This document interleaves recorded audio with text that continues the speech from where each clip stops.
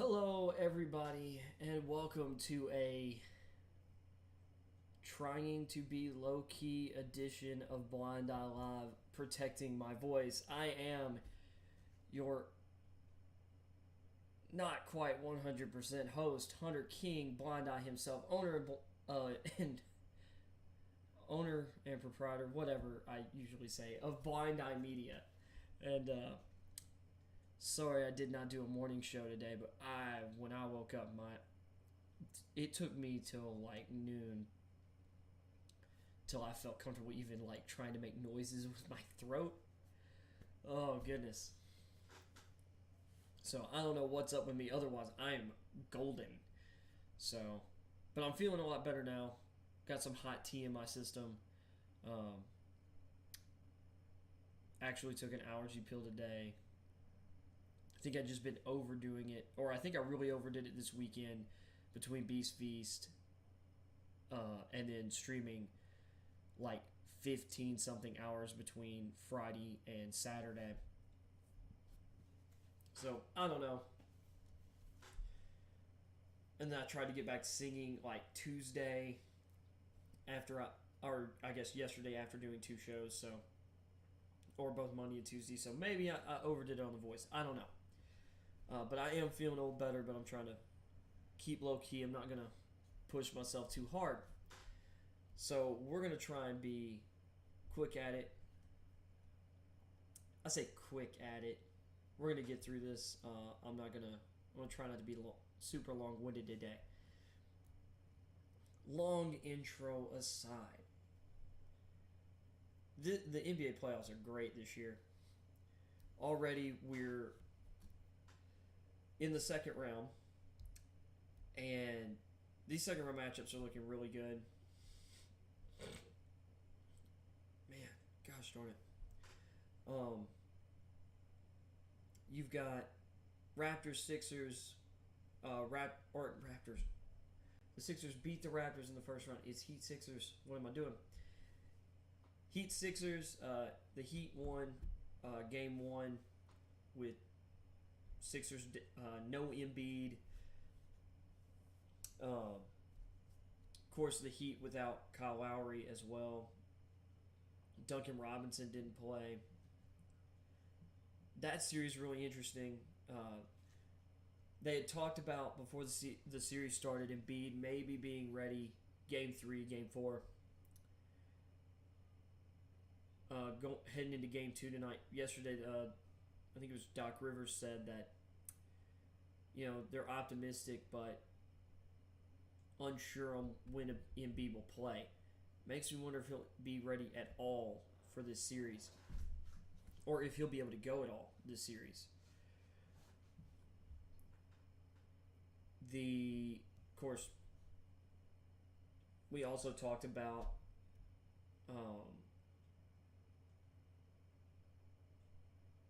Suns Mavs. Suns won game 1. Game was closer, really, or final score was closer than the actual game was in reality. Pretty confident on the Suns there, with Devin Booker seemingly or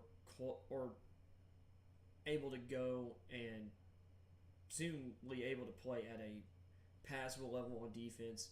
And he wasn't the greatest scorer, or his shooting numbers weren't great in game 1, but did a really good job getting 8 assists. I think he had 9 rebounds or 5 or 6, something like that.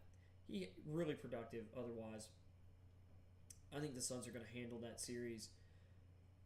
The other series, which had their game 2s last night, man, starting off the night, Celtics just coast to coasted the Bucks. I'd argue the final score of that game was closer than the game really was. Slightly. I mean, that was a butt kicking. Celtics came back in big fashion in game 2 after losing game 1. Giannis had a fine game. He had a good game. The rest of the team was pretty rough.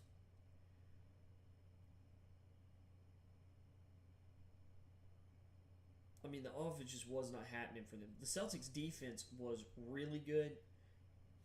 And I'll tell you what, Grant Williams in year 3 looking like a superstar role player. It's crazy. He's only 23. But considering his role and the way he plays, you'd think somehow it feels like he's been around the NBA for like 7-8 years already. Grant Williams had a game last night. Of course, the headlines, Tatum and Jaylen Brown went off for, I believe it was like 29 and 30 respectively. Yeah.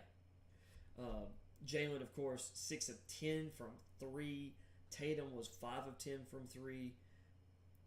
They were incredible. Grant Williams was awesome. He had 21 points on 7 of 14 shooting, 6 of 9 from 3. And he made one of his 2 free throws.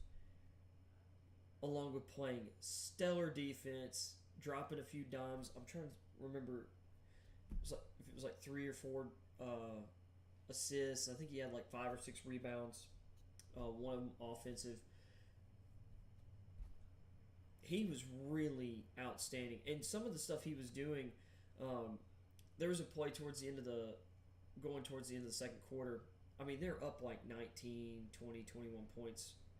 And it's like 50, I want to say it was like 51 to like 31 or 50-31 or 52-31, something like that, 51-32. And I believe it was Tatum has the ball, takes a screen, and he passes over to Grant Williams in the corner. The Bucks defender has a it's coming on a pretty good contest. Grant probably could have pulled the trigger and had a decent look from 3, but he pump fakes. Then he sidesteps. He then pump fakes again as another guy closes out, and then he leaps and kind of makes this great cross court pass. He's like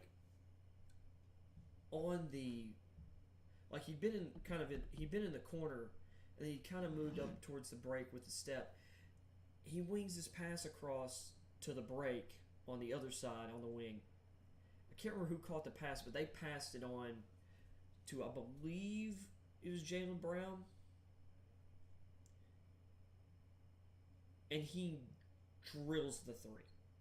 It was him or Horford. It might have been Horford. It might have been Horford's only 3. But anyway, whoever caught the ball, I'm doing this obviously all from memory from last night, the second pass from 3. But that was all because Williams broke the defense or was able to pump fake a guy out of his shoes, sidestep, draw another defender, make the right pass, and that guy hesitated just enough, got the defender, and created a wide open look for the corner shooter. It was a great hockey assist from Williams, and Williams was playing great on defense, on and off the ball. Williams turned into a great role player for the Celtics, which is cool. Just obviously, as a Tennessee fan, I'm stoked about that. And of course, Tatum and Brown were awesome. Horford and Williams played really good defense. Robert Williams really efficient. He had I think he was 4 or 5 from the field. They just really dismantled the Bucks without Marcus Smart. And Derek White also played less minutes in this game than he had. White was awful from a shooting perspective. He missed all of his shots. I think he was 0 of 6 from the field and 0 of 4 from 3 or something like that. And he had 5 fouls. Here's the other crazy thing. Horford, Williams, and White all ended up with 5 fouls. Horford still managed to play 30-something minutes. I think Williams played 25, 26 minutes. White played, I think, 22 minutes, 23.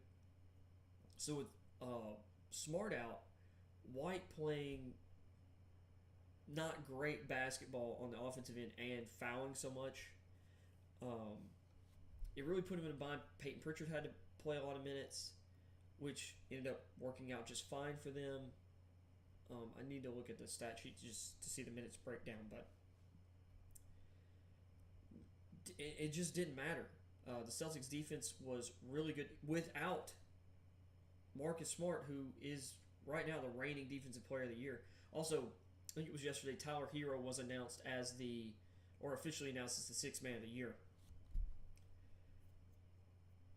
But Marcus Smart, your defensive player of the year, you go out and arguably you have a better defensive game. I think some of that was the Bucks. I mean, the Bucks missed some, or definitely were missing open shots, but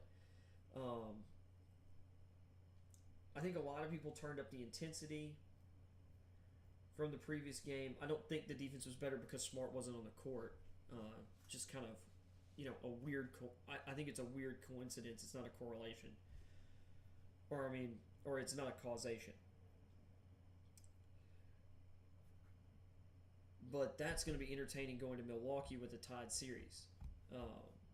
Celtics going to have to win one there, obviously, to win the series and to get back home court advantage. On the flip side, Grizzlies, who lost game 1 to the Warriors, come back in game 2, and John Morant just has himself a night. 47 points. Jaren Jackson was really good defensively again, terrible offensively. Still kind of, I'm really disappointed considering where he seemed like he was as an offensive player, when he came back in the back half of last year. Like, he's just so streaky and inconsistent offensively. He's got, you see the abilities and the tools, it's just the ball's not going in for him. And then, of course, you also have Dylan Brooks. I don't think I've talked about this on the channel, but I've talked about it in group messages with friends. I think I've talked about it on the channel back during the original run, or the first run of the stream last spring and summer. I'm not the biggest fan of Dylan Brooks. Like, he defends hard. And, he's got guts, moxie, whatever. He takes too many shots in some cases that should be going to other people, in my opinion. I think there's a difference between confidence. Well, it's good to be confident. It's also good to be honest with yourself about who you are as a player. And, he defends physically. I love how much he works defensively, and he takes pride in it. He fouls too much. And I'm just going to be completely honest. What he did, or he got Gary Payton hurt. Gary Payton II broke his elbow. He's done. And he's going to be out a while. Because this is probably going to, I'd have to look at the usual timetable, but I'm pretty sure he's not going to be ready to go for the start of next season. Or he will be if he's lucky.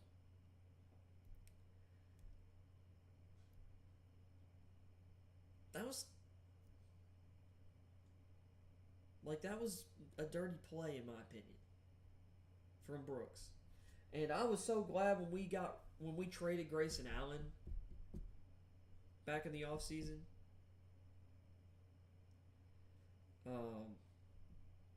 You can't pay everyone, and to be honest, Grayson Allen, out of all the hated players in Duke history, no one has deserved it as much and earned it as much as Grayson Allen. Grayson Allen's a crappy person. And honestly unsafe. He straight up injured out Caruso this year. Well, Dylan Brooks just basically kind of did the same to Gary Payton.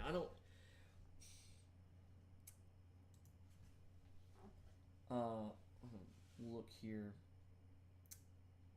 because if you didn't see it last night,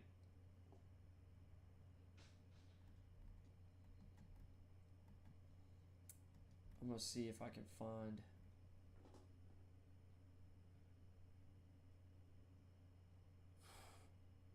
Man, trying to see if I can find video of it real quick.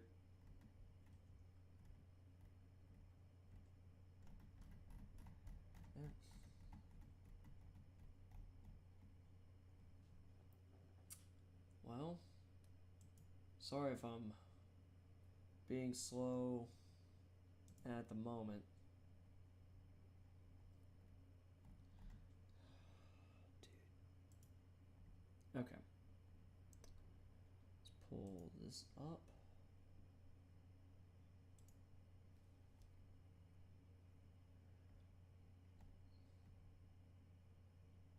I'm going to try to find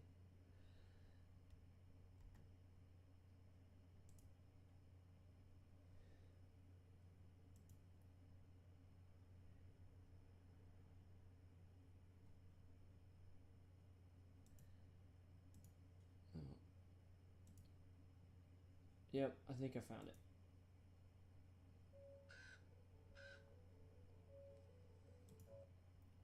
Oh, there's an ad, so I'm not gonna pull this up until the ad is over. Cause they're not paying me.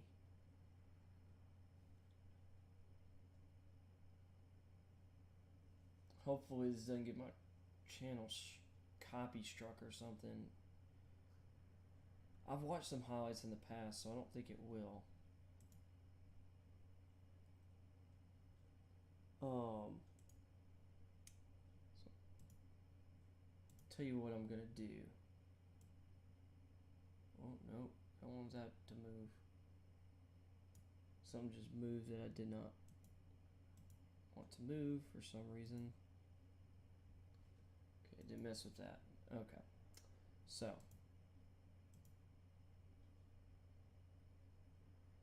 let me see. Everything looks good. Everything looks good. Okay. So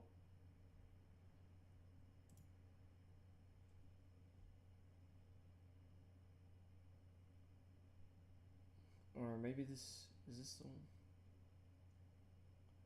I don't know if this is what I'm actually looking. Let's see. I think is it right here or I mean, yeah, see, they're playing 4-on-5. Yeah.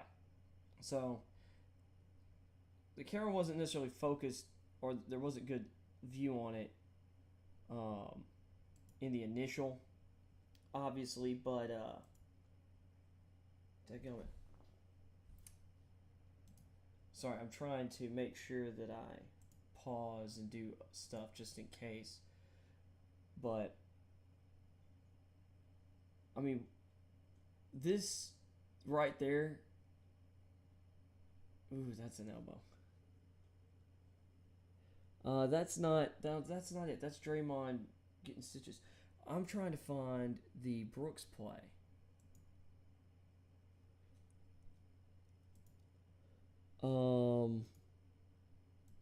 Did they not put that? I mean, or am I wrong? Was that in game 1? Man, so much. I've been following so much stuff. Anyway, there was a.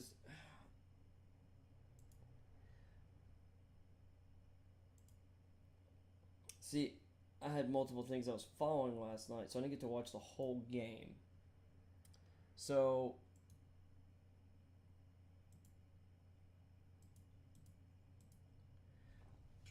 basically, here's the gist of it.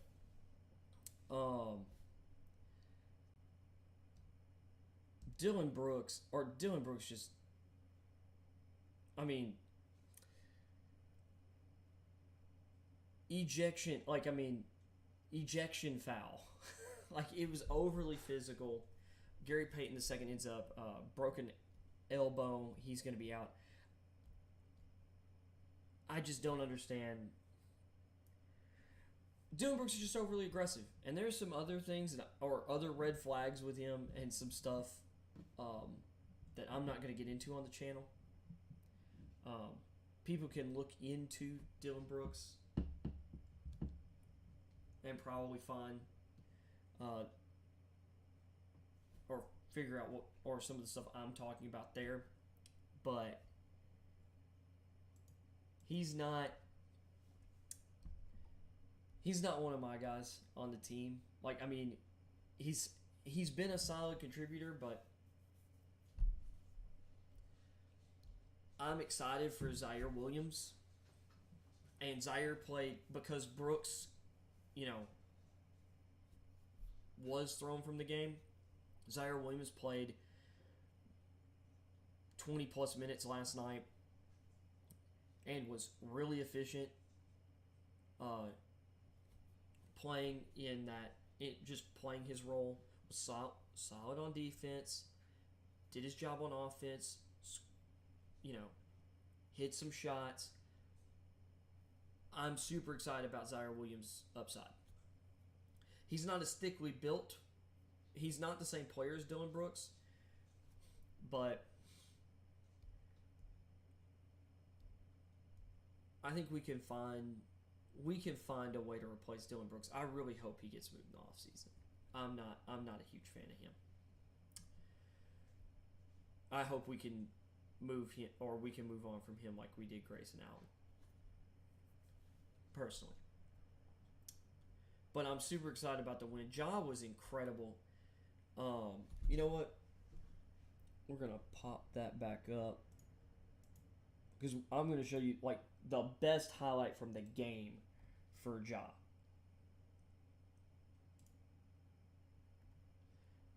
Ja wrecked Jordan Poole. Oh, dadgummit.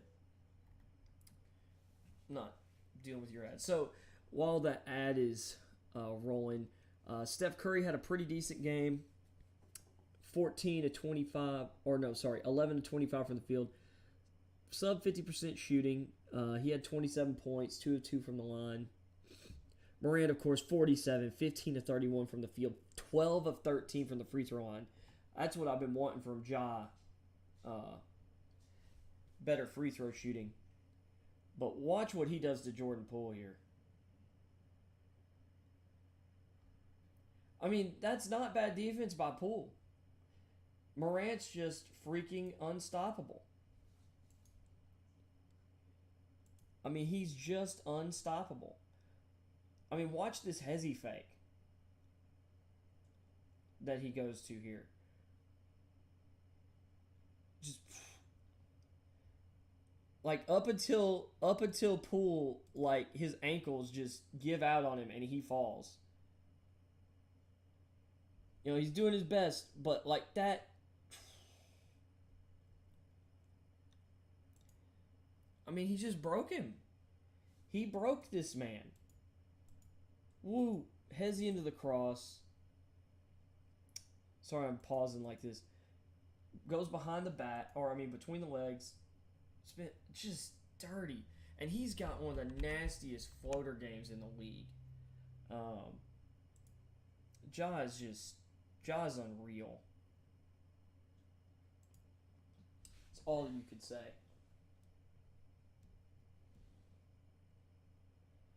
Oh, gosh. Get out of here, bot.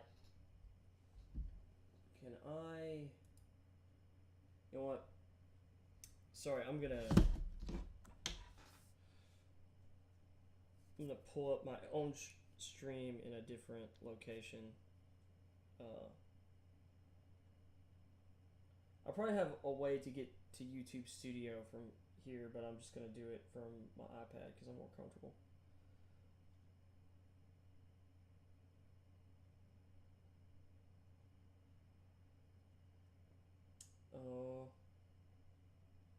If I can figure out what I'm doing here.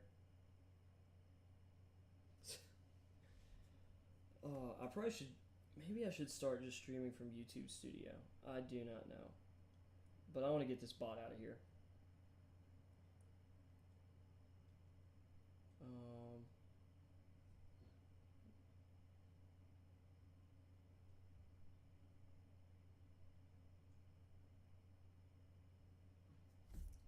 Let's see. I should be able to.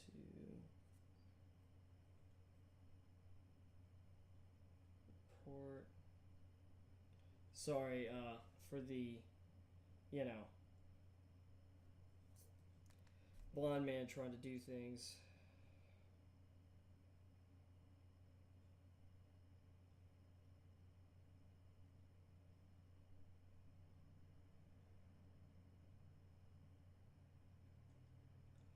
Love how I can't mark both. Okay. And then I'm going to... I need to get like some kind of bot, I think, to deal with this in the future. Okay. Cool. That's taken care of. So, getting back to things.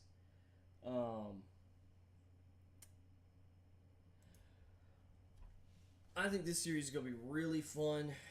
I think it's gonna get more physical. Of course, Draymond got kicked from game 1. You got Brooks getting kicked from game 2. I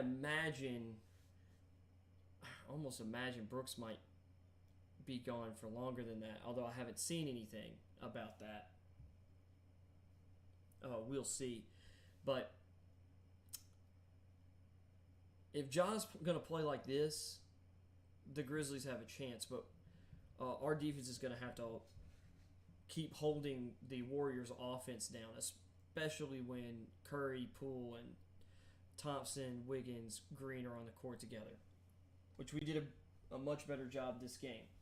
So, excited about that. Cat, this is not the time. I was petting you earlier. Now you're here when, I've got stuff going on.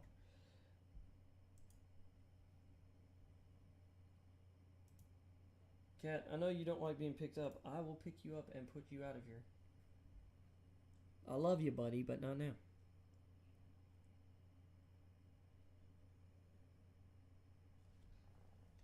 All right. So here are the headlines for the NBA headlines for today. Peyton breaks elbow. Kerr, Brooks,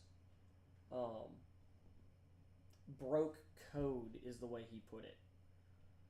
We might look into that here in a second. I gotta turn this hat backwards to get closer to read. Let's see. Ja with one good eye. Oh yeah, that's another thing. Apparently he was having eye issues. Kevin Durant becomes minority owner of Gotham FC. I don't know what that is. We're going to look at that here in a second. Like I said earlier, Tyler Hero wins 6th Man of the Year. Embiid a lot better, but return unclear. So now he's unclear. And then nothing, which I might have mentioned that yesterday. So let's check out what this is about Durant. Minority owner of New Jersey, New York, Gotham FC. Two-time NBA champion Kevin Durant has been named as a minority owner in National Women's Soccer League. Well, they need all the investment they can get. 35 Ventures, or 35V, which was co-founded by the Brooklyn Nets star and entrepreneur Rich Kleiman, became the third different party to acquire a stake in the club since March. Okay. I don't really care. Good for him. Well, bless you, Cat. All right, let's see. What are the NFL headlines here? Draft night. I don't care about that story. Let's see. Oh, this is big news. So, we knew there was going to be a game in Germany this year. First game ever played in Germany. Seahawks Buccaneers gets that. Luckily, they didn't try and steal Saints Bengals from New Orleans. That would have... Look, I think I mentioned this on the channel before. If they had actually stolen, by the way, just to look behind the scenes of how blind I am, if they had stolen that game from New Orleans and Louisiana football fans, I'd have been mad. I'm still mildly upset that they're taking a home game from either the Bucks or the Seahawks and sending it to Germany, but, the NFL wants to be a global brand. You want to be a global brand? How about you open up NFL Europe again? How about you open up, NFL affiliated leagues in those countries? Like, don't steal home games from the fans who built your freaking business.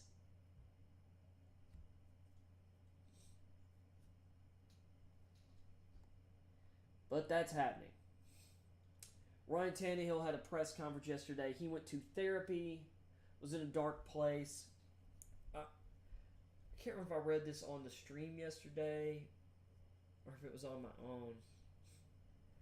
I was following some of this on Twitter.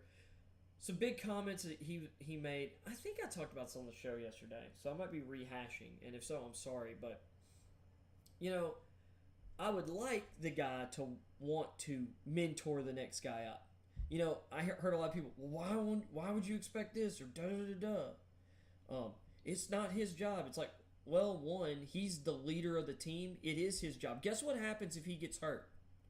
The backup's got to come in the game. If that backup, if he can do anything to make sure that backup is more prepared, and he doesn't, he's making a direct negative impact on his team. Potentially. So, I don't know. I like Kurt Warner's approach. And some other guys. Like, Kyle Pitts actually put something out on Twitter kind of talking about it. Which he's a second-year, guy. But, I like how Aaron Rodgers has handled the whole situation with Jordan Love. And he's talked about it. He said, I don't want... He says, I want to treat people better. He said, the way he kind of talked about it, he talked about his, being behind Brett Favre. He didn't throw Favre under the bus, but he also, said, or was honest that, Favre didn't necessarily go out of his way to help him in any kind of way and treated him somewhat, coldly or whatever. Rodgers didn't want to do that to Jordan Love. Jordan Love didn't do anything wrong. Jordan Love's in the same position that Rodgers was in. I respect that. And he's, from all accounts, has been really good to Jordan Love and, helping him out any way he can. Because guess what? Rodgers is one of the best the game has ever seen, and he still is. He's the reigning MVP. Guess what? Jordan Love isn't a threat to Aaron Rodgers as long as he's playing that well. Because Jordan Love, he's not Aaron Rodgers. He might become great. But he was a guy that was going to need time. And it showed last year in the game that he had to, or the game that he had to start. But I don't know, Kurt Warner, commented on this on his Twitter, and he basically, or maybe it was on a podcast. I know I saw the stuff on Twitter. I think he put it on in a Twitter post. And he basically said, look, if they're young quarterbacks that need a mentor, want a mentor, DM me. Like, I love that. And he even, and it was a tweet. He said, for me, I always help the next guy. I always helped the other guys in the room. And he took pride in that. And you want to know why? Because Kurt Warner builds people up. That's what Kurt Warner believes in. He's a Christian. And he actually walks it. He's not one of these guys who claim Christ and then walk around with a giant ego. It's like, yeah, thanks God, and then goes out and parties, goes to strip clubs, swears up and down all the time, is self-centered, gets all over other people. He's not that guy. Like, he actually lives it. And, you look at Kurt's career. He helped out Mark Bulger. Mark Bulger ended up, taking over for him. He goes to New York, mentors Eli Manning. He was always the bridge, he was the bridge there. He knew it. he embraced it. Guess what? That got him his next opportunity in Arizona, where they brought him in to mentor their young quarterback or quarterbacks. Kurt Warner ends up just winning the job and eventually takes that team to the Super Bowl, and he has this second, improbable renaissance arc. And I don't know how anyone could not want to be more like Kurt Warner. You mean to tell me you want to be like, and this is the funny hypocrisy of modern culture. Everybody wants everyone to care. But then nobody actually wants people to be held responsible for being caring or for doing the right thing. You want people, I'm not saying Ryan Tannehill has to. That's not it. But that doesn't mean that I wouldn't want him to. If I was one of Ryan Tannehill's teammates, and I don't think he meant what he said maliciously. I think some people have taken this a little more negatively than it is. If I was Tannehill's agent, or if I was a team PR person, I'd be like, hey man, we get it, but you probably should have worded that differently. The whole,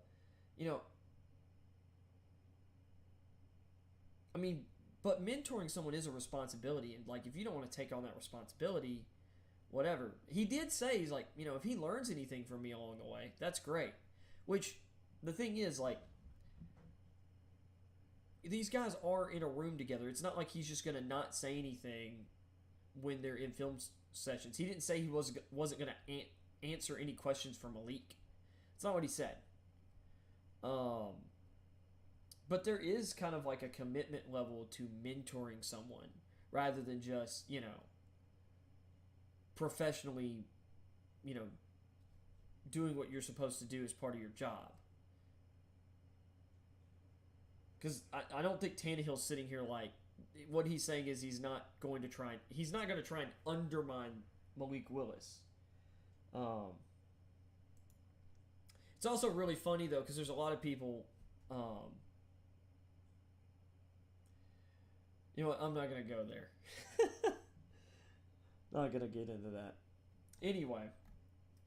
So, not a whole lot of NFL news. We're probably going to... This is going to slow down for a bit, for sure. Let's see. Source. Browns to hire Eagles... Catherine... let me see that. Catherine something. I think she's one of their player personnel executives. I'd need to look at that. Bengals seek respect. Aim to prove 2021 no fluke. Okay, that stuff's all from yesterday. Yep. Okay. So let's check out this article. Source: Cleveland Browns set to add Catherine Rafe, Philadelphia Eagles Vice President of Football Operations, to front office.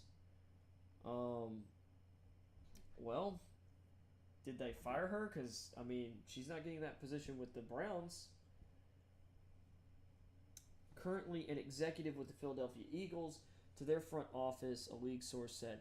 As the Eagles Vice President of Football Operations, Rafe was already the NFL's highest-ranking woman football executive. Rafe, 33, which also, she is really young to be that high up. Previously worked alongside Browns general manager Andrew Berry in Philadelphia. So they have a working relationship. But it almost seems like maybe she's about to make a lateral move. I don't know. This is interesting. Because to my understanding, she was second to only... I think she was second to only, what's his name? Howie Roseman there in Philly. ESPN Cleveland was the first to report on the Browns' interest in Rafe, who could take over the assistant general manager role in Cleveland from the office vacated by Kawasi Adafo-Mensah, who was hired by the Minnesota Vikings to be their general manager in January. A Montreal native, Rafe spent 5 years in the Canadian Football League, including directing football operations for the Toronto Alouettes before joining the Eagles in 2019 as their football operations player personnel coordinator. That was the same year Barry joined the Eagles as vice president of football operations. So she took Barry's old post not long after Barry left to become GM of the Browns. She was promoted to Barry's old position in 2021. Okay, so like a year later.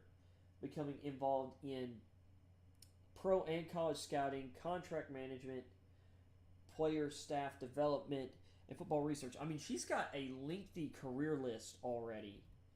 I'll say this. That's impressive. But here's the thing. Because, I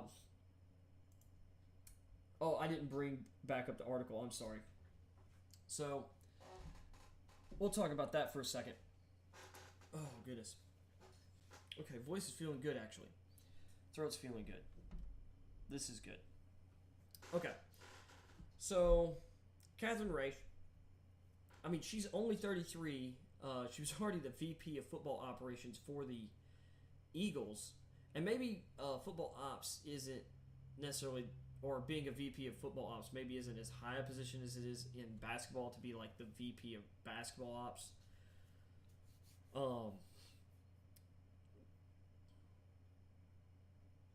But it does seem like moving to assistant GM for Andrew Berry, which different teams have like their stuff labeled out differently. So this might be a move up. It might be kind of a lateral move, but maybe with slightly different role, whatever. But I remember reading about her getting promoted last year to that position. One of the reasons she's able to get to this position at 33, obviously, is because she apparently makes a great impression and is a go-getter and must be great at her job. Or at least puts forth, or at least is able to build a resume or make people believe she's doing a great job. I'm not saying she doesn't. That's not what I mean by that, but I don't know what it's like. I'm not there. I don't know what like the requirements of the job are, although I've really liked a lot of the Eagles' moves the last 2 years. So the last 2 off seasons, and she's been in a high-ranking position there while they've been making them. And I really respect Andrew Berry of the Browns. So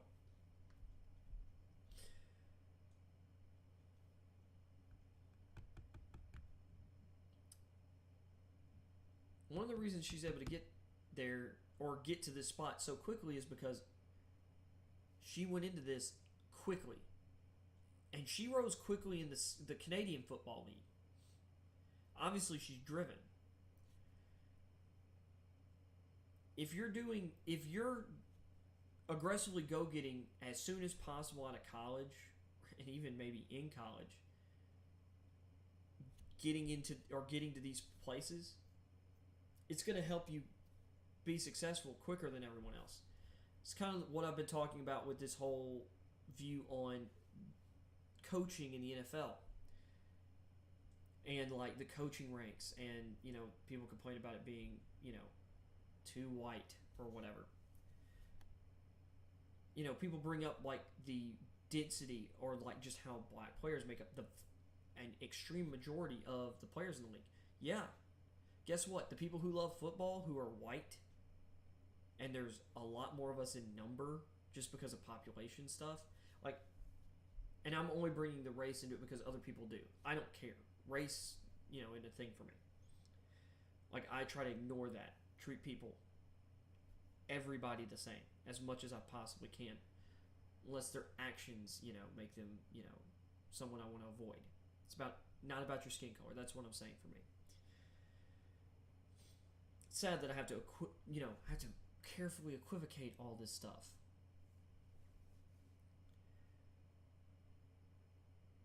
if there's some, if, and it's the same at the college level and the highest college levels. Most of the players are black. Most guys who are heavily interested in football, like myself, we have, if we're going to do stuff with football, we have to go into the media. We have to become coaches sooner. Because for the most part, it seems we're less athletic on average. Like, I'm 5'8", you know? Like, I'm 175 pounds. Actually, I might be 180 at the moment. Which, and not because I'm jacked.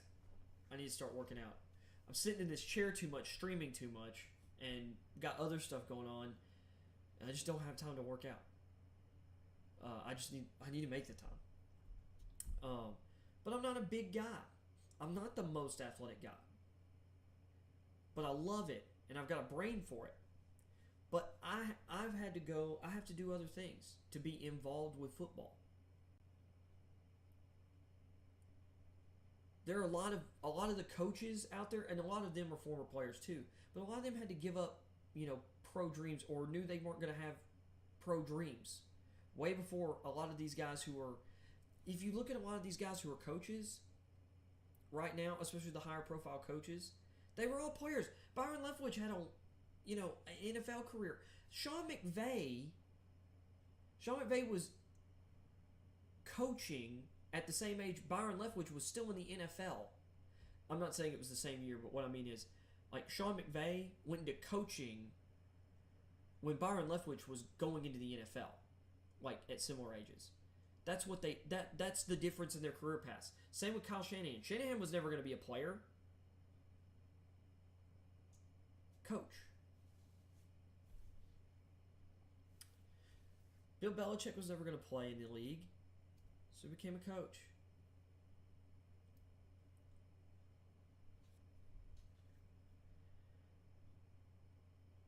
And if there's significantly more people of a certain type doing that, that's just, and I think that's just what it is. Personally, I think a lot of people who get into coaching, and there are a lot of foreign players, a lot of great foreign players become coaches. Not many of them, though, become like head coaches, or at least good head coaches. So,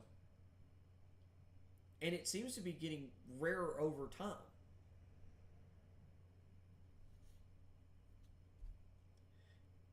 So, anyway, congratulations to her. Interesting rise. Like, to me, she seems like a really hot shot candidate right now to be a GM in the next, or within a couple years. I mean, she's 33. The Bears just hired Ryan Poles as their GM, hired him from the Chiefs. I think he's only 36. Do not be surprised if Catherine Rafe, or Rake, or Raiche, or it's Raiche. I'm going to say Rafe. Don't be surprised if you see her in a GM chair within 2 years. 2-3. And I'll tell you what team, and I'll even make some predictions of what teams will be looking for general managers in the next couple years. Although it's like these spots don't necessarily seem to come open as often as head coaching spots. If I'm looking around, if Arizona starts to slide, like if this year somehow becomes a peak, I could see Steve Keim out of there. Even though I think Steve Keim's a really good general manager, who I think has done a pretty good job in Arizona, considering. He's been kind of up and down, but he's been more good than bad. Far more good than bad.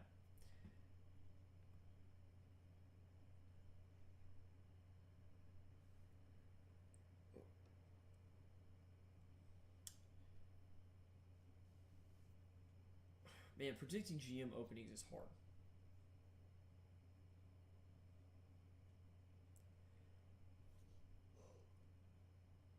If things go south in New Orleans, I could see Mickey Loomis deciding to retire. and let someone else rebuild the Saints. I mentioned Steve Keim. Those aren't necessarily likely, but I mean, I'm coming up with more scenarios than rather just, making Super Bowl predictions. If the Dolphins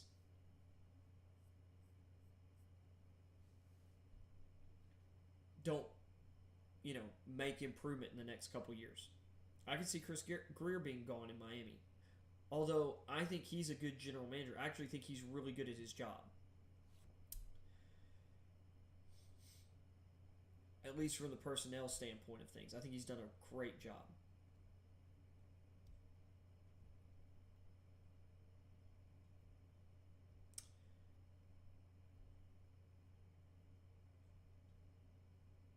If the Chargers don't make the playoffs in the next 2 years, I could see them moving on from their general manager.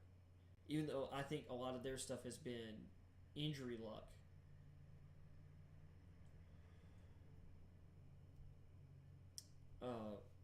Every single one of their coaching or their last few coaching hires have been coordinators who without head coaching experience, and it makes me wonder, like, if Staley's defense doesn't catch and they don't make the playoffs, I could see them making wholesale changes within 2 years from now.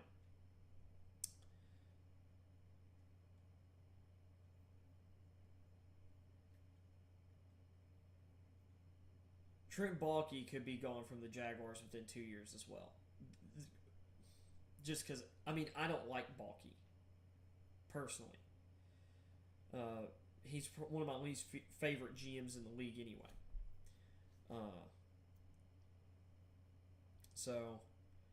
And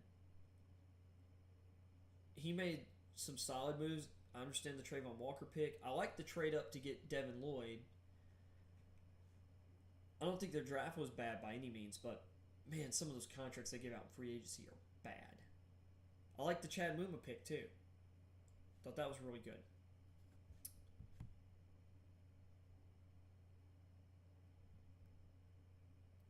I think the Panthers front office, the Panthers head coach, I don't think Matt Rule's going to make it past the season.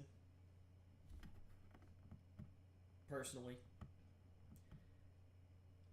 And I don't know, I can't remember exactly how long Fitterer's been there. I don't think he was the GM that hired Rule, but I could be wrong. If he is, I think they could both be out the door.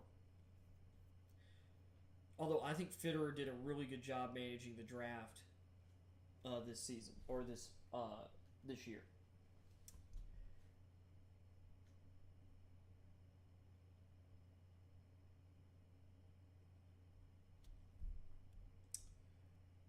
I like the direction the Lions are heading. Don't think anything's going to happen there. Raiders, of course. You got several places where there's been turnover. The Raiders. I'm wondering if the Texans are just going to keep rotating head coaches each year if they can't get their top candidate on the market, or one of their top two guys. Because that seems like what happened with Culley, and then they didn't want Culley to run things for another year, and they decided to promote Lovie Smith. Because I just don't think Lovie Smith's the guy they think is going to be the long-term answer either. That's really weird, but I love their draft.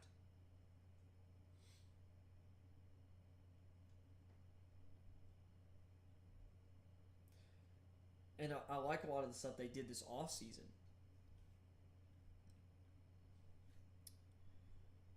Like, they didn't overpay to keep Justin Reed, who is a very average safety, who got paid like he is more than a very average safety. There were multiple better safeties on the market that got less money, and several of them significantly less money. I mean, heck, Tyrann Mathieu is significantly better. Yes, he's older and on the wrong side of 30. That doesn't matter. Mathieu's game will absolutely age. He's at a position that those guys will play into their mid-30s at a good level, and not have a whole lot of slippage. Justin Reed cannot be Tyrann Mathieu, and yet he's only getting paid like $1.5 million less over the same 3-year time span as Mathieu just got from the Saints. Good job, Kansas City, on that one. And I mean, I think something surprising would have to happen for any of the other teams to really have a job open up.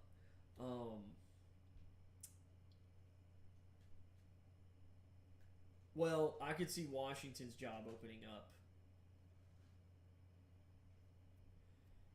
if they don't make the playoffs this year.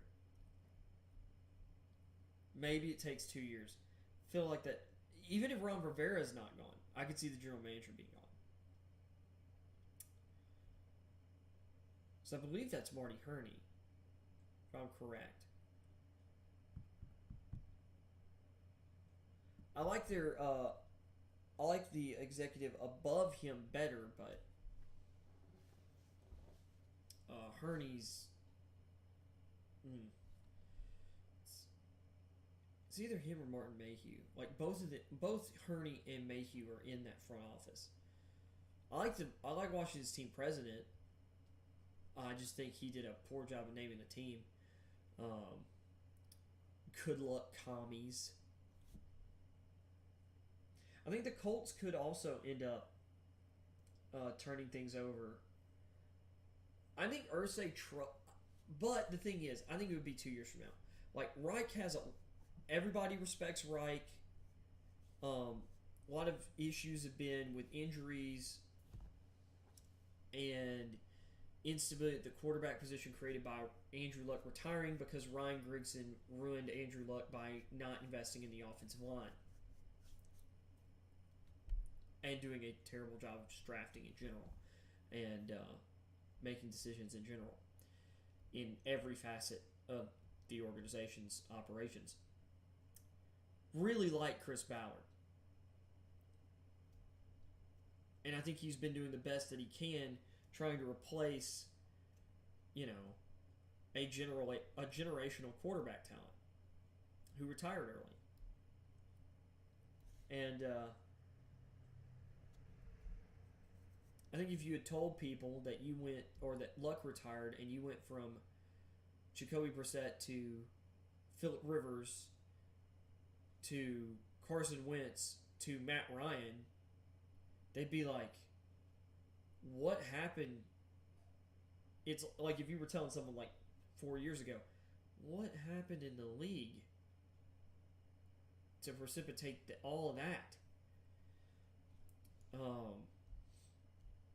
It'd be kind of crazy. So,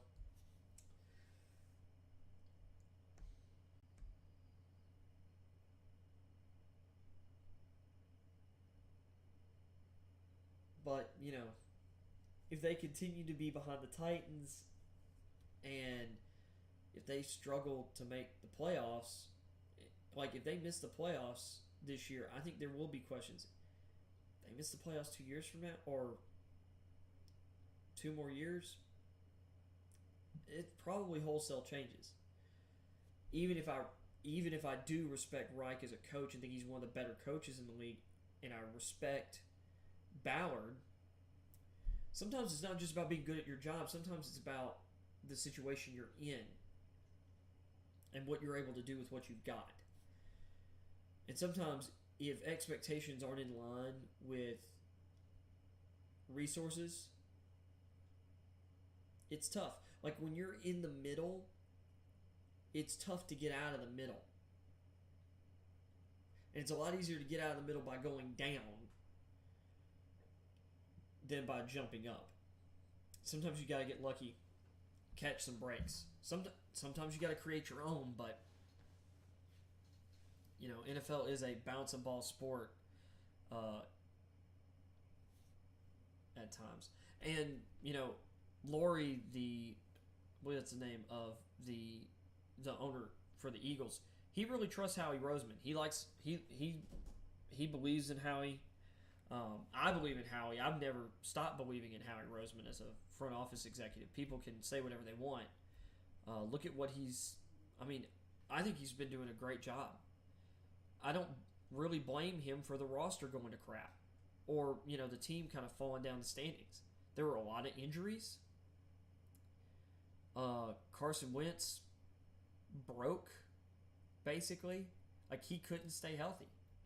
Nick Foles, the Cinderella story was awesome. Guess what? The carriage turned back into a pumpkin. We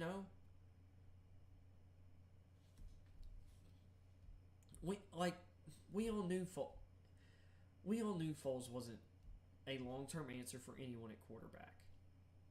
Had he earned a shot? Sure.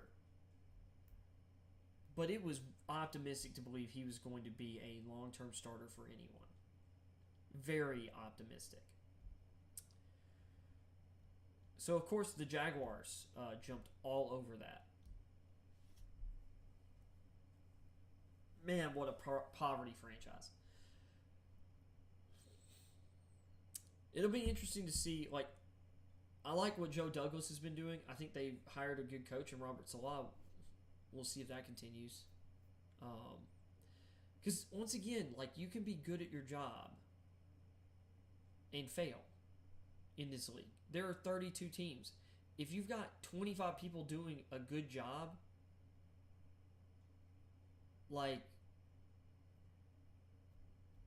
you have the ability. I mean, some people are going to get left out despite doing as good a job as you possibly can. And sometimes you get unlucky. Sometimes you do all the legwork. Sometimes you evaluate talent right. Sometimes you're just not able to land the talent because someone else was able to offer something you couldn't, or that other human that you're, say, in free agency, sometimes the other human has values that are different, has values that are unpredictable. Just because you have the opportunity to acquire something doesn't mean you will acquire it, even if you do everything you can to do so. Sometimes even if you do more than someone else to, just that other human involved, because of their values or whatever they're valuing, they might take a cheaper offer to go where they really want to go. They might take a hometown discount to stay with the team they're at. The teams trading with you might take what we all might perceive as a lesser offer because they see that other team as a lesser threat to them. And that has value in and of itself.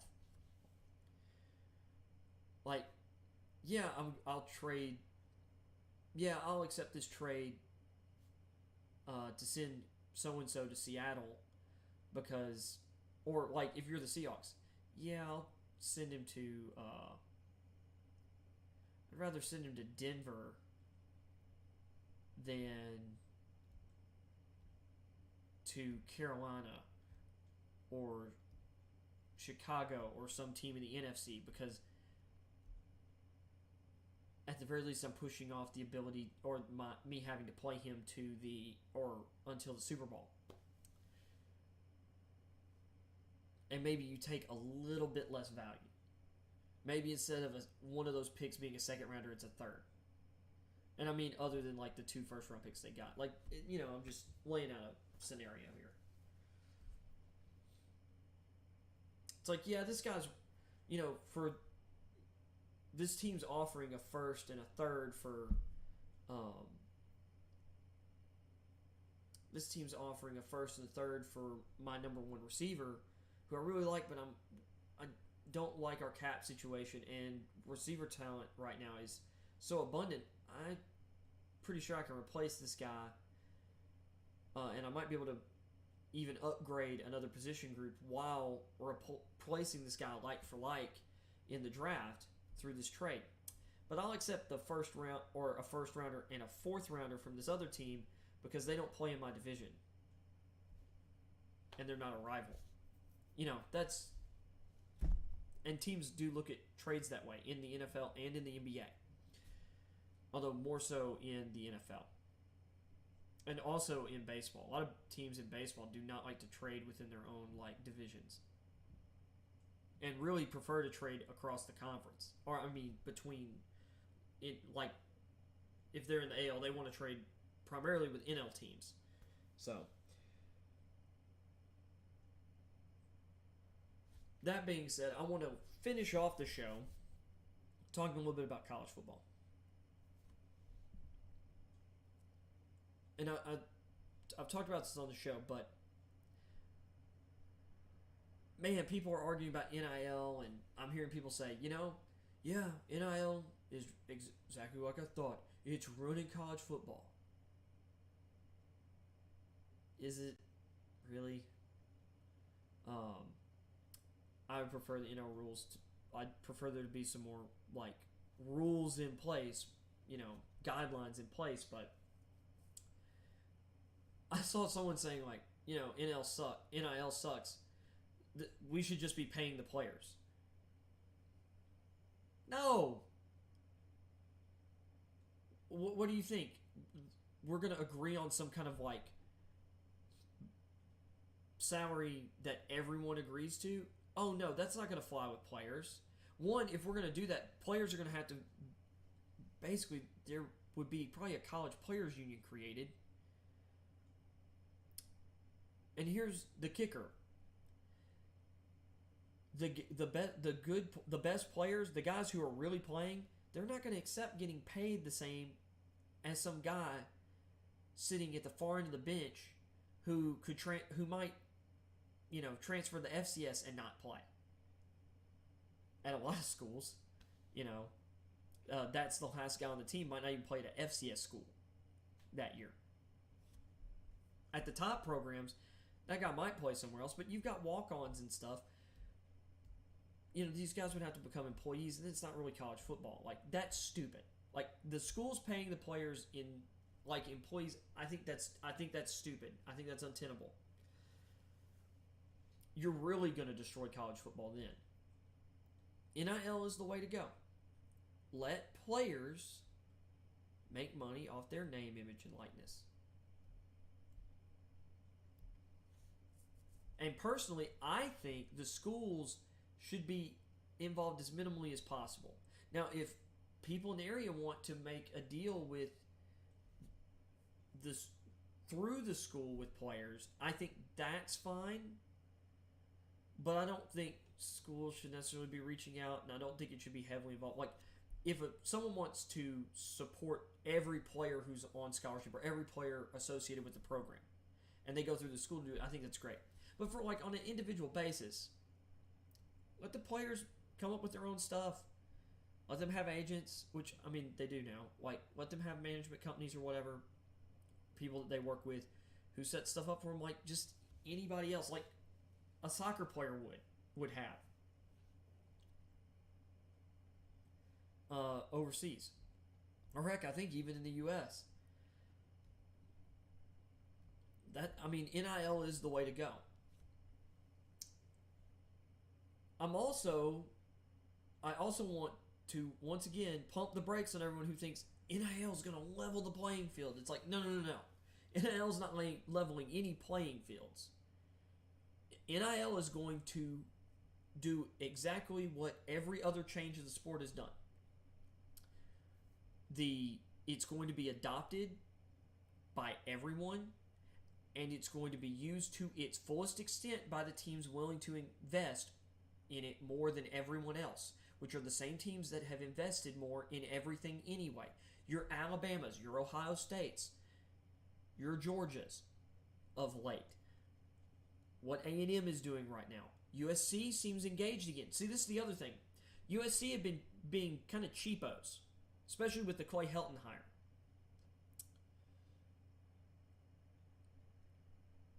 And even with like Lane Kiffin, they hired Lane Kiffin off a down. Like, he was down. Well, I say down. Like, when they hired him, he had come off an okay year at Tennessee, where he talked a bunch and then the results weren't great. And he was dealing with, they had sanctions and stuff. They hired Steve Sarkisian away from the University of Washington, but Sark wanted to be at USC. Sark had ties to USC. They hired like these people with ties to USC.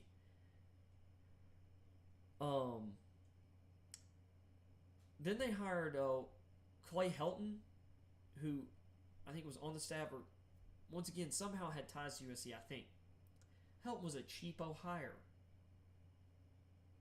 Instead of going out and getting the best, coaches they could. Well, I mean, now when they got Sark was on a high, but then like the way he went out was just, oh my gosh. They ponied up and they went and got Lincoln Riley, and it seems like they're back to investing like they used to, and maybe that means they're going to keep more kids in Southern California. Guess what?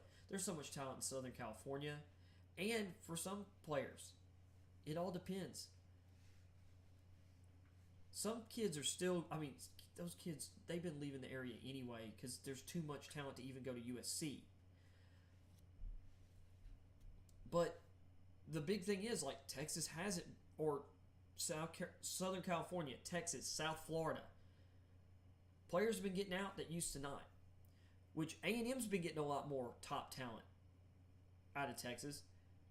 Baylor's going to be pulling those guys now. There's a ton of talent in Texas because just ask Oklahoma.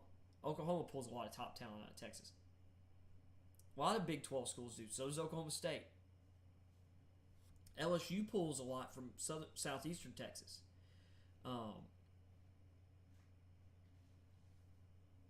There's a lot of talent in Texas to go around.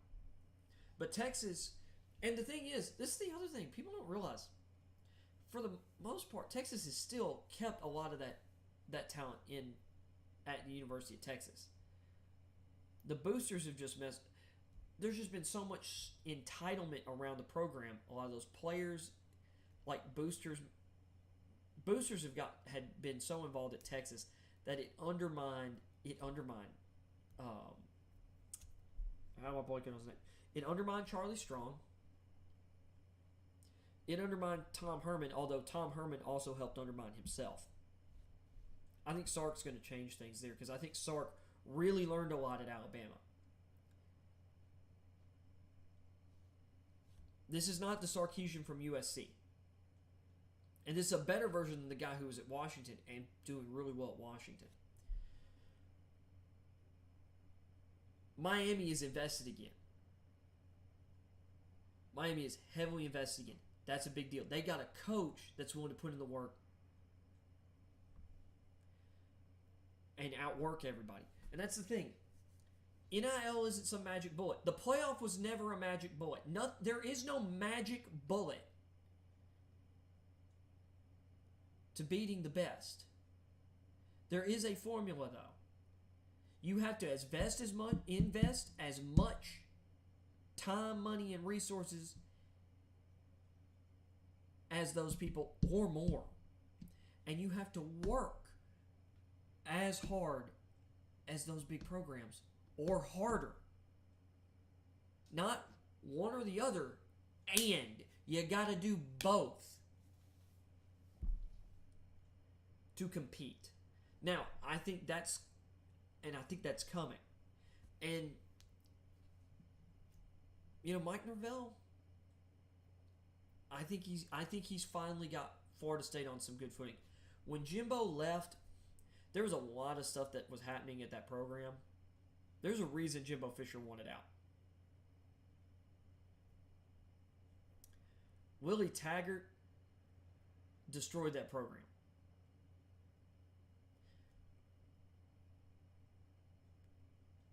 And it kind of turns out that Willie Taggart really wasn't great for much of anything either. Like, he didn't do... one of the reasons Cristobal had some issues at Oregon was because he was having to fix, stuff for Willie Taggart. Or from Willie Taggart being there.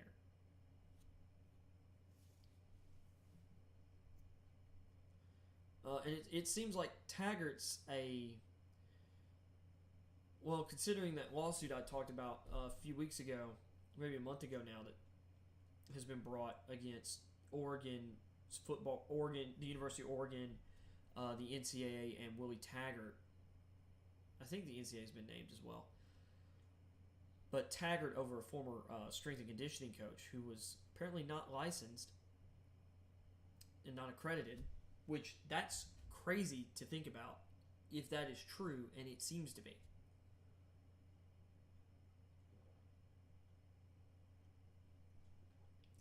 So, but there is no magic bullet to taking out Bama. Guess what? Part of what's going to have to happen is Nick Saban is going to. We're going to have to wait for Nick Saban to retire, because that man is relentless.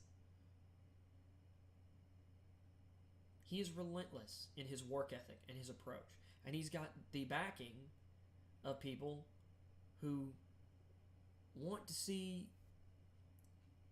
Alabama's reign of terror go on as long as it possibly can, and they are going to put whatever resources they have. And because of what Saban's doing, it's creating more resources itself. What Cristobal is going to do in Miami, because I'm going to predict right now that he is successful down in Miami. I'm not saying he's going to win a national championship. I'm saying he's going to be successful at building back Miami, because he is relentless, and it seems that he's got the backing necessary to succeed, because I mean, he had a lot up at Oregon.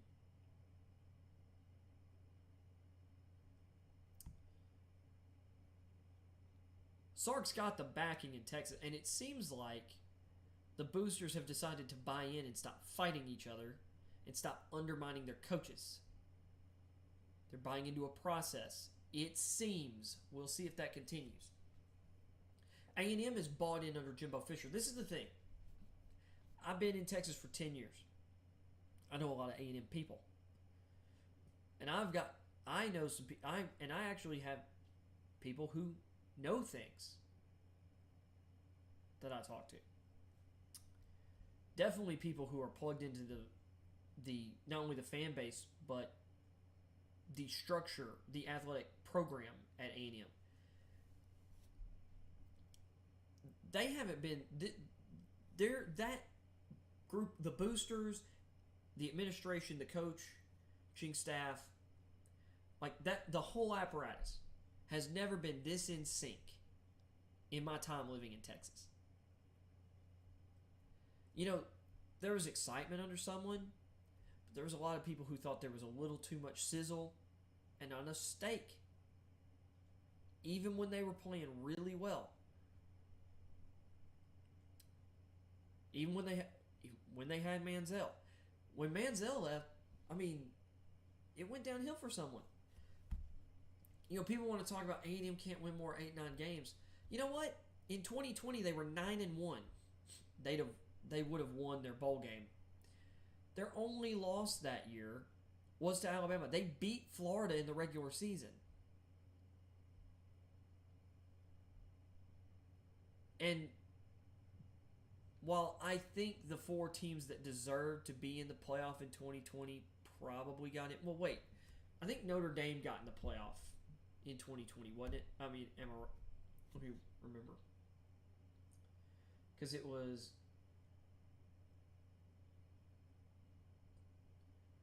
Because Alabama, like, destroyed Notre Dame in the first semifinal. And... And Ohio State destroyed Clemson in the other semifinal. I can't remember which one of them was played first. And then Alabama dominated Ohio State. A&M was better than that Notre Dame team that year. I think A&M should have been in the playoff. It would have been interesting to see them get a second shot at Bama in the playoff. They wouldn't have won, but I think they were better than Notre Dame. Whatever. That was a 10-game season. They won 9 games. That's a double-digit pace over a usual 12-game schedule. And they played, by the way, that 10-game schedule, if I remember correctly about the COVID season, I believe the whole season was SEC opponents. And they went 9-1. That's impressive. Otherwise, it was a 9-game slate with one non-conference game, and they went 9-1. Still, once again, very impressive. Because I don't have it up in front of me.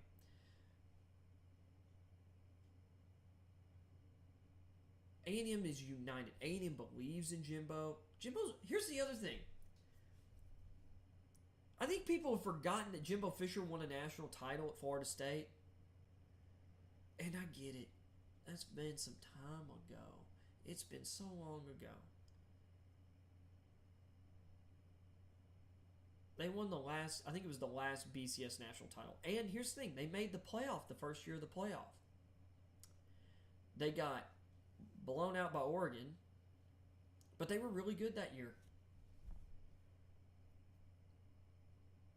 Jimbo's been there before. Jimbo knows how to get to the mountaintop. He's just doing it in a harsher climate. He's having to do it in a harsher climate than he had to at Florida State. Because Clemson was just starting, was just coming into its own as an ACC power. Like, they were an ACC contender, but when Jimbo was at Florida State was still the top dog.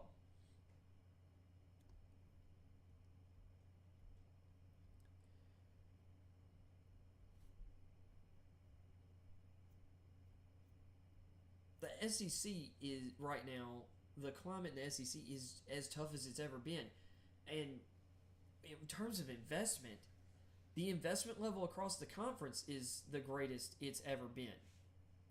I've never seen so many teams just throwing resources. This is the thing, because I was on Twitter and I was talking with, or this person had brought up this about NIL, and they were talking about, maybe this will take the focus off the SEC finally. And it's like, the reason that the focus has been on the SEC is not because of a bias towards the SEC for some weird reason, because, once again, the media apparatuses are based out of New York City, Los Angeles, primarily. And a lot of the media people come from the Northeast, LA, and then kind of the Chicago Midwest area.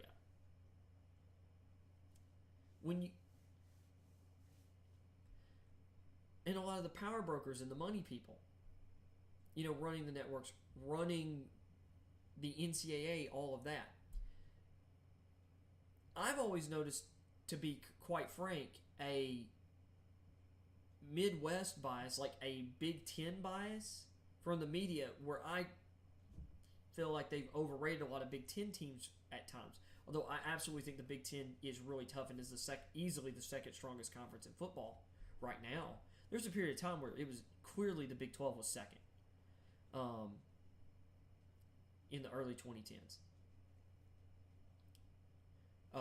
Oklahoma State was awesome. Texas Tech under Mike Leach. Well, this was the late 2000s, early 2010s.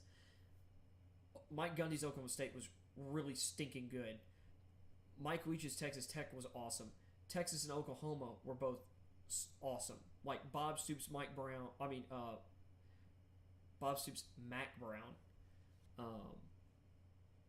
coaching those programs. And then Kansas State was solid. Or was still a solid program at the time. Baylor was Art Briles was building Baylor up, and Baylor was about to pop up into the top as Texas Tech was dipping down. And and at that point, Nebraska was still in the conference. Like, that was a really tough conference. And I think it's actually become tough again. Like, this is a physical conference. I mean, this was a 3-team race down the stretch for the title, with some solid teams behind or in the middle there.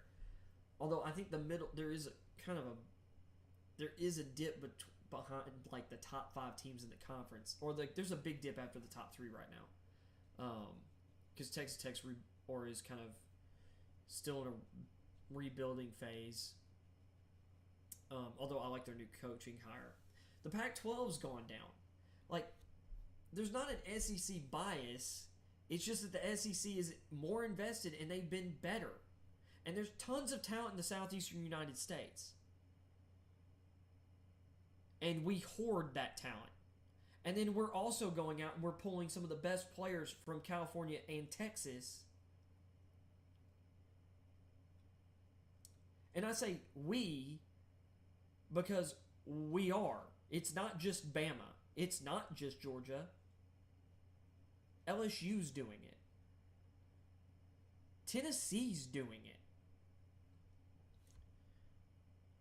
A&M's doing it. Arkansas is starting to do it. Auburn's done it. I mean, Ole Miss is doing it. Like, look at the coaches across the SEC right now. Yeah, you've got the top ones that you can rattle off at the top of your head, even if you're a casual. Saban, Kirby Smart, because he's in the headlines. Lane Kiffin at Ole Miss. Jimbo Fisher. Brian Kelly just came to LSU. You want to talk about an upgrade in the coaching spot there. That's a big one. I don't care what anyone says. Then you look beyond that. Sam Pittman is making a name for himself at Arkansas. People laughed about that coaching hire. Look at him now. He's pulling big-time transfers from Alabama and LSU. And he's recruiting at a top 20 level. When Arkansas is recruiting at a top 10, top 20 level, they've been pretty good in the past. And there's some really good players in Arkansas, especially around the Little Rock area, Jonesboro, Fayetteville, where Arkansas is located. But do not sleep on the Little Rock area, people. There's a lot of talent there.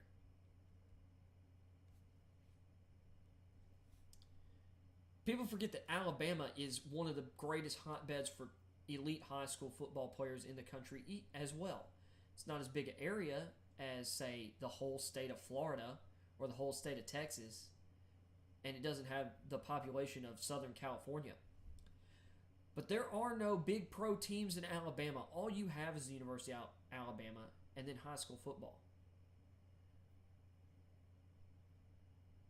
Kids, I would argue they're coming up under more pressure in a lot of Alabama high school games than they are in a lot of the state of Texas. As big as high school football is in Texas, don't get me wrong. But high school football is big across the southeastern United States. Texas thinks they own Friday Night Lights. No. Those lights are really bright in Bama. And there's a lot of great talent that's come out of there. And there's enough of it that other places are getting it. Tennessee pulls from Alabama. Of course, Auburn's there. There's a ton of talent in Florida. And actually, in southwestern Florida, in the Panhandle, there's a big argument that Auburn's a bigger pool than the University of Florida and Florida State for a lot of those kids. Been a lot of those guys go to Alabama as well. Tons of talent going. Georgia, immense talent. So even if, like Miami, USC, Texas start to kind of getting back to the recruiting stuff, they start to maybe clamp down, and A&M clamping down, Texas Tech and Baylor, keeping more of those players in-house. Also, remember, Houston's going to the Big 12, and there's a lot of talent around Houston, a lot of talent here in the Golden Triangle in Southeast Texas.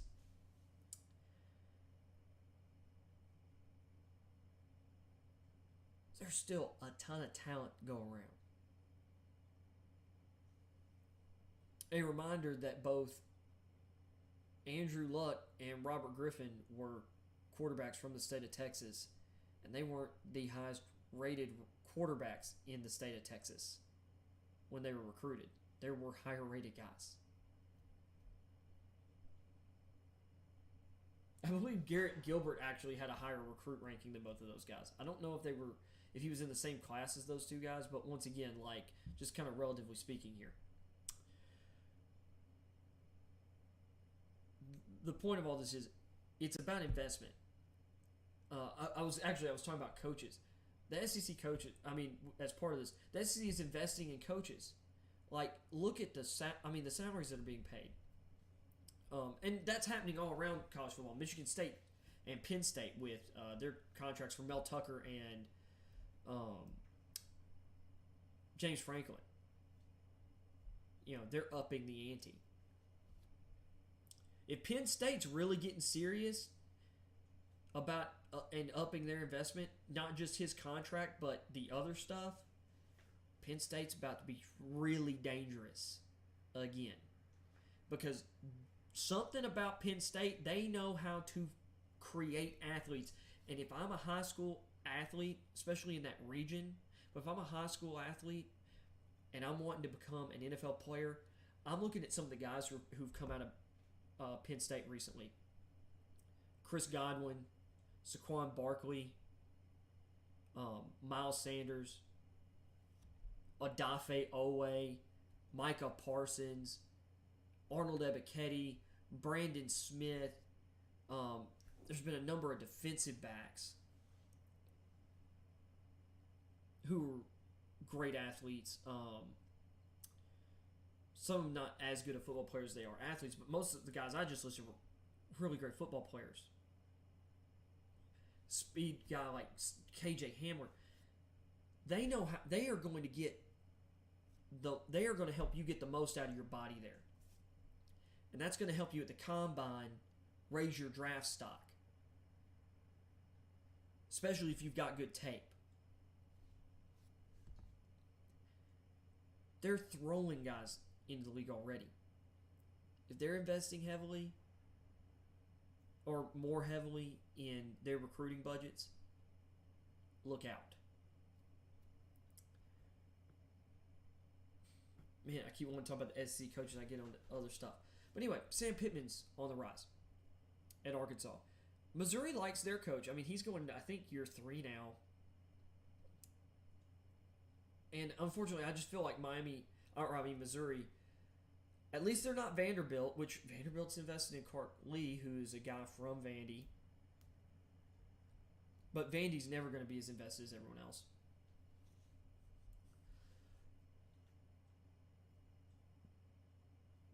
South Carolina is invested heavily with Shane Beamer. They believe in him. They've done great in the transfer portal. They had a great recruiting class this year, especially by South Carolina standards. And Beamer knows how to recruit at the school because he was their recruiting coordinator a decade ago, or a little more, when they were at their best under Steve Spurrier. The most successful that program has ever been. Beamer knows what he's doing. He was the recruiting coordinator who brought in the highest profile classes in that school's history. He knew how to sell Steve Spurrier. Well, I believe it very much seems like he knows how to sell himself too.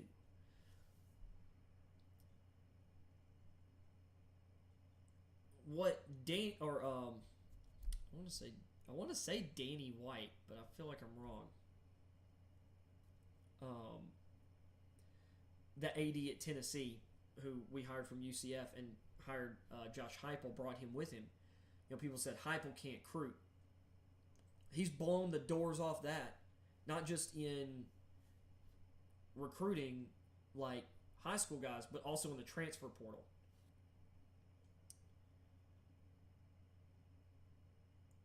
Heupel knows what he's doing. The investment in our program is being seen elsewhere too. Look at our baseball program. Our baseball program is one of the most dominant teams in the history of college baseball.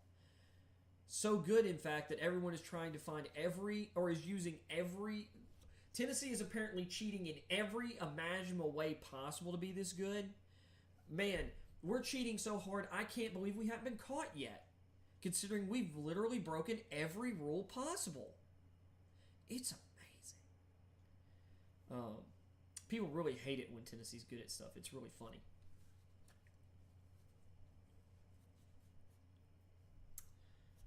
Flip my hat back around. But, and then the SEC West is just ridiculous. I mean, I mentioned, and Florida just hired Billy Napier, one of the best up-and-coming coaches in the league, or in college football, young coaches. I mean, he's under 45. And you look at what he just did at the University of Louisiana. You know, back-to-back double-digit win seasons. They put multiple players in the NFL. Elijah Mitchell, who ended up getting drafted in the 6th, 7th round last year, one of his running backs there, was the San Francisco 49ers' most prolific running back last season. It's hard for me to get my hat straight because it's hard for me to tell whether it's straight or not because of my eyes. Ugh. Anyway, I'm a big fan of Napier. The SEC West, I mean, you've got Saban, Fisher, Pittman, Kelly, Kiffin, Mike Leach, and Brian Harsin. Mike Leach is arguably the 6th best coach in the SEC West right now. And if you look at the conference as a whole, well, obviously, Smart's ahead of him. And then you'd probably argue that Heupel right now is ahead of him.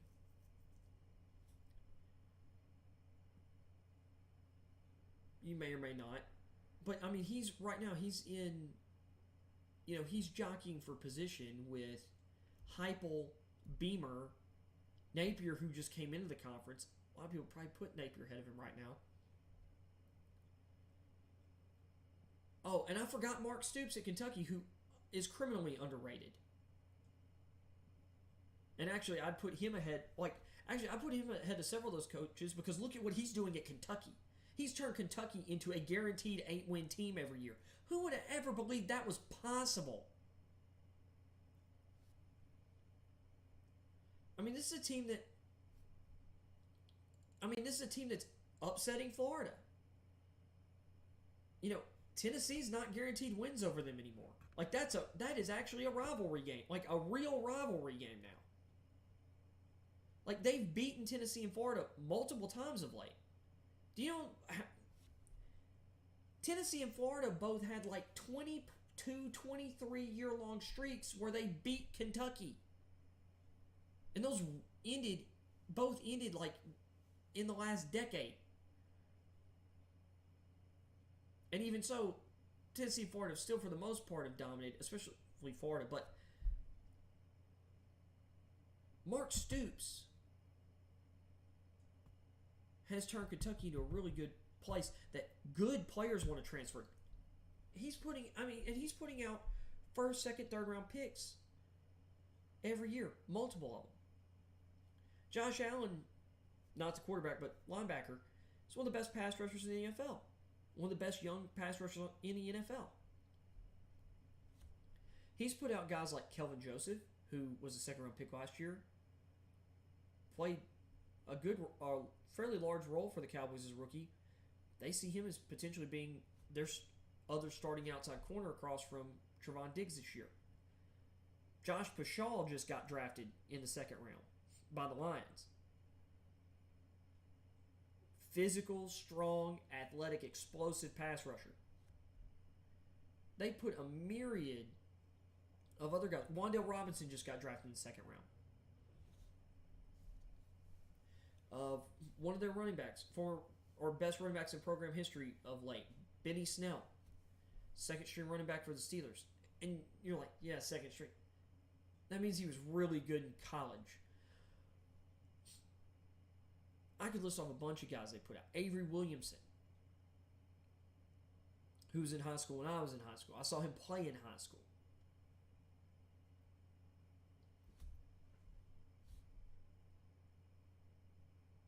Jamin Davis went in the first round last year. Is one of the freakiest linebacker prospects I've ever seen. Sub 4.40 at, I think it was 6'3", like 230, 240 something, like big and ridiculously fast. Like his athletic testing numbers at the combine were as good or better at basically every category as Micah Parsons. And he's only a slight bit smaller than Parsons. Practically the same size. Freaky guy. Went 17th overall last year.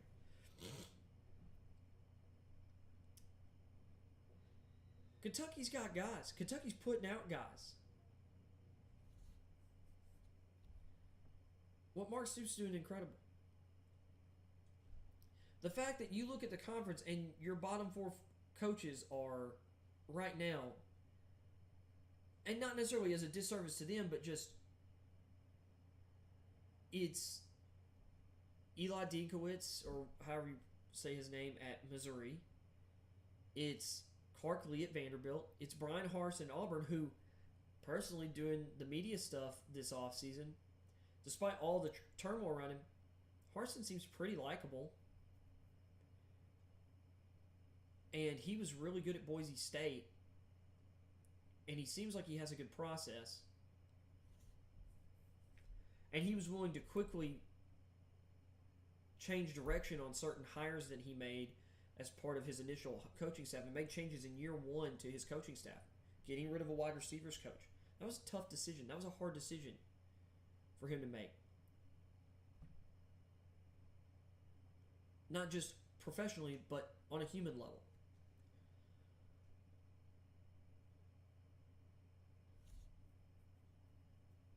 And then you're looking at, I mean, those guys are probably they're easily the bottom three. So now you're trying to argue between, well, you know, who's 11, who's not even in the top 10. Is it Leach? Is it Napier? Is it Stoops? Is it Heupel? Is it Beamer? Probably say Beamer.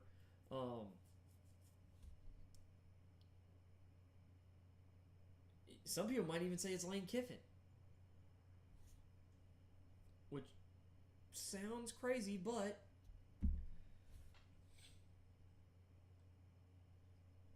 I mean, the investment level in the SEC right now is ridiculous.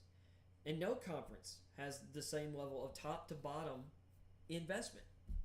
And that's why the SEC is so tough, and that's why people respect the top teams in the SEC who are able to run off double-digit wins in playing, you know, an SEC schedule.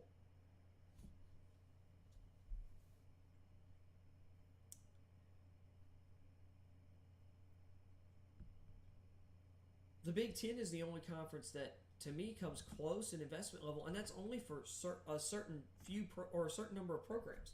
A lot of the programs don't invest that much. Because to be honest, you want to know why Iowa and Wisconsin and Nebraska and Minnesota and that Western Division lag so far behind the Eastern Division, and it shows in recruiting as well? It's because they don't invest the same as those teams. They don't invest as much as Penn State has been investing. And Penn State has decided they need to invest more.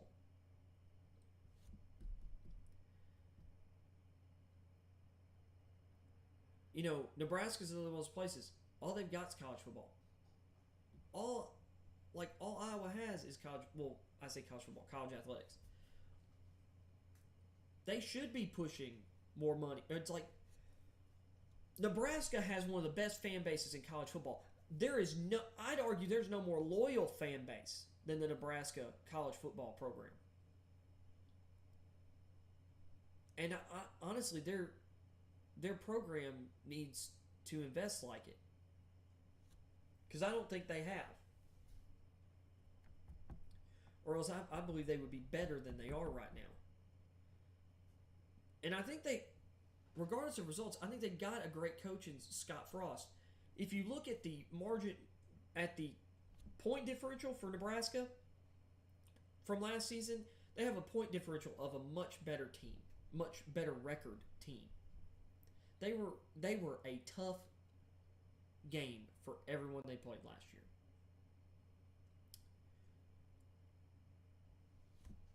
An extremely tough game. just for a fun fact, Nebraska's margin of defeat, like their point differential, was less than Michigan State's point differential against Ohio State last year, if I'm not mistaken.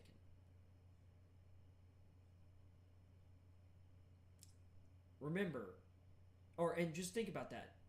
At the very least, it's close. Michigan State lost by about as many or more points to Ohio State last year in one game than Nebraska lost, or then Nebraska was outscored by the entire year,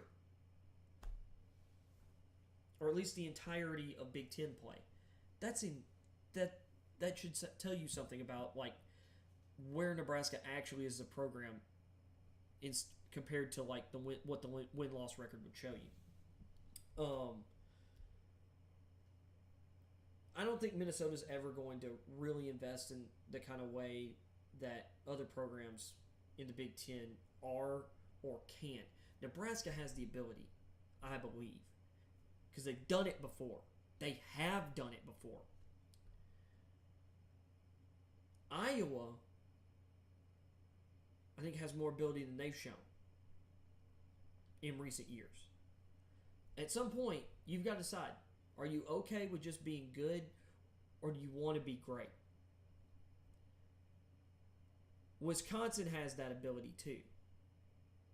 And I feel like they hadn't been investing the way they could. Michigan decided to, and it paid off. And that finally paid off this year. Michigan State has decided to under Mel Tucker, and the dividends are already paying back. Ohio State's always been investing. That's why they've been dominating that conference. I can talk about investment all day. I could spend an hour on this topic. I think I almost have. But that's where I'm going to end the show. I didn't even mean to go. I'm almost going 2 hours. The whole point of that segment is there is no magic bullet to success. There is no magic bullet. But there is a process. And that process involves investing as much as you can, and hopefully more than everyone else. And it's working as hard as you possibly can, and hopefully that's harder than everyone else. That's how you succeed. In everything.